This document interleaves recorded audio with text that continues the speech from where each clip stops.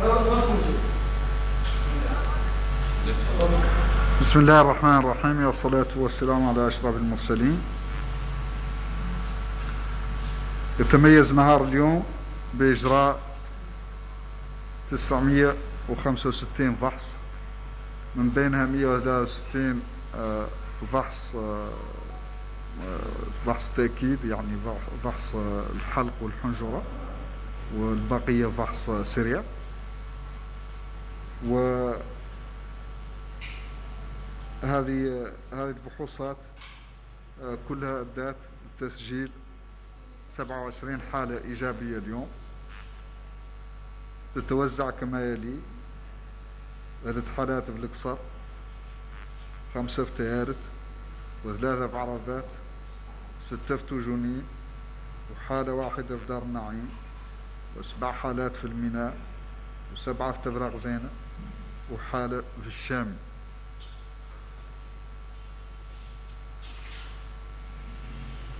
أما بالنسبة للحالات المرضية، معناها الأشخاص المصابين، فلدينا اليوم 200 شخص مصاب تحت الرقابة، تحت الرعاية، من بينهم 187،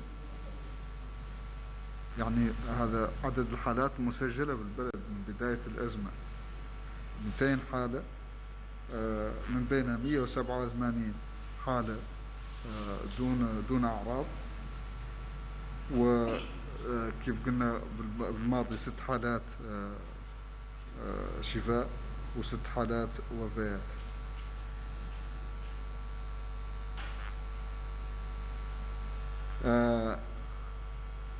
La journée d'aujourd'hui se caractérise par la réalisation de 965 tests, dont 163 par prélèvement nasopharyngé, et le reste c'était des tests rapides.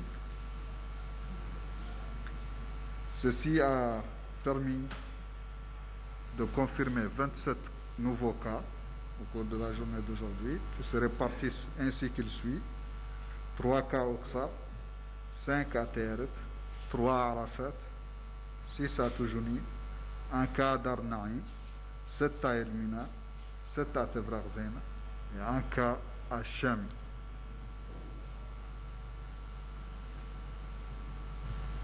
Alors, le nombre de cas enregistrés dans le pays jusqu'ici atteint aujourd'hui 200, avec 187 cas asymptomatiques, 6 guérisons et 6 décès.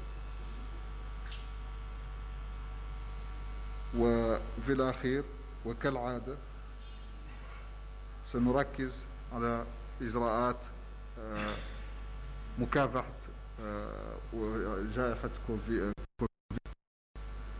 ونذكر بها، ألا وهي البقاء في البيوت إلا للضرورة القصوى، ولأن بعض الإجراءات اتخذتها الحكومة في هذا الإطار سيسري العمل بها بعد أيام العيد. وبالطبع مع كل ذيك الإجراءات غسل الأيدي المتكرر والتباعد الاجتماعي، هذه مسائل ضرورية هي اللي توقف هذه الموجة اللي ملاحظينها ورك، وهذا عدد الحالات اللي يسجل. Donc c'était pour dire que on veut revenir sur les mesures de prévention, les mesures de protection contre cette pandémie, qui consiste bien entendu à ce que les citoyens restent dans leur maison, qu'on ne sorte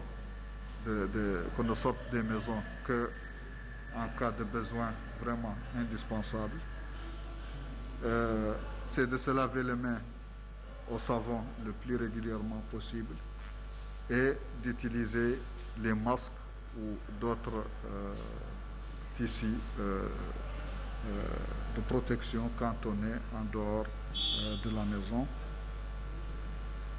Et comme vous le savez, il y a eu des mesures qui ont été décidées par le gouvernement et qui vont prendre effet après la fête, qui, on espère bien, vont contribuer aux efforts visant à réduire ou arrêter même cette évolution qu'on observe aujourd'hui de l'épidémie avec ce nombre constant de cas tous les jours.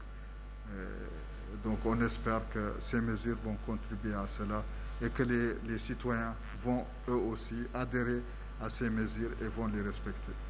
Wassalamu alaikum wa rahmatullahi ta'ala wa barakatuh. كنتم معنا متابعنا معنا مباشرة المؤتمر الصحفي لمدير الصحة العمومية الدكتور سيدي ولزحاف، والذي أعلن فيه عن إصابة 27 عن تسجيل 27 حالة إيجابية جديدة ليصل العدد الإجمالي إلى 200 شخص مصاب في بلادنا. طبعا هذه الحالات توزيعها هي 3 في مقاطعة الإكسر و5 في مقاطعة تيرت و3 على مستوى مقاطعة عرفات و6 في مقاطعة تشونين و1 في مقاطعة دار النعيم و7 في الميناء، إضافة إلى 7 حالات في تفرق زينة وواحدة في الشام بولاية داخلة نواديبو. طبعا مدير الصحة العمومية أعلن عن 6 حالات شفاء و6 حالات وفاة. إذا مشاهدينا الكرام، لمحاصرة الجائحة الزموا بيوتكم ونحن نرافقكم بالمعلومة والخبر. ختام هذه النشرة، إلى اللقاء.